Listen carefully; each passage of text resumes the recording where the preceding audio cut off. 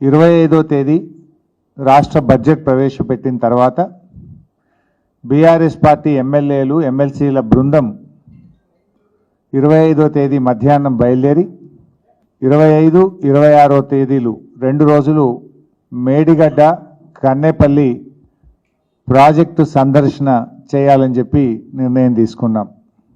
ముఖ్యంగా గోదావరిలో నీటి ప్రవాహం ఉంది. ఈ పరిస్థితుల్లో కన్నేపల్లి పంపులు ఆపరేట్ చేసి మరి రైతాంగానికి సాగునీరు అందించే అవకాశం ఉన్న రాష్ట్ర ప్రభుత్వం యొక్క మొండి వైఖరి వల్ల రాష్ట్రంలో రైతాంగం నష్టపోతూ ఉన్నారు.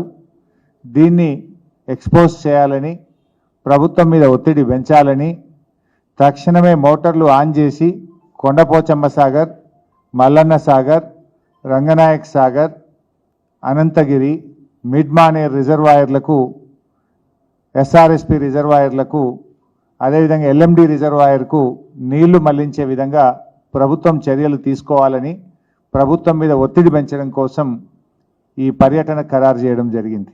బడ్జెట్ శాసనసభలో ప్రవేశపెట్టడం పూర్తయిన తర్వాత శాసనసభ్యులు, శాసన మండలి సభ్యులు అందరూ కూడా మరి మేడిగడ్డకు బయలుదేరి వెళ్తారు. 25, 26 2 రోజుల పాటు ఈ పర్యటన కొనసాగుతుంది. ఎందుకంటే ఈరోజు ఎల్ఎండిలో 5 టీఎంసీల నీళ్లు లేవు, మంచినీళ్ళకి ఇబ్బంది ఉన్న పరిస్థితి ఉంది. మిడ్మానేర్లో నీళ్లు లేవు, అక్కడ సాగునీరు త్రాగునీరుకు తీవ్రమైన ఇబ్బంది ఉన్నది. అదేవిధంగా అనంతగిరి, రంగనాయక్ సాగర్, మల్లన్న సాగర్, కొండపోచమ్మ సాగర్ బోసిపోయినాయి. అక్కడ కూడా సాగునీటి తాగునీటి అవసరాలు కూడా ఉన్నాయి.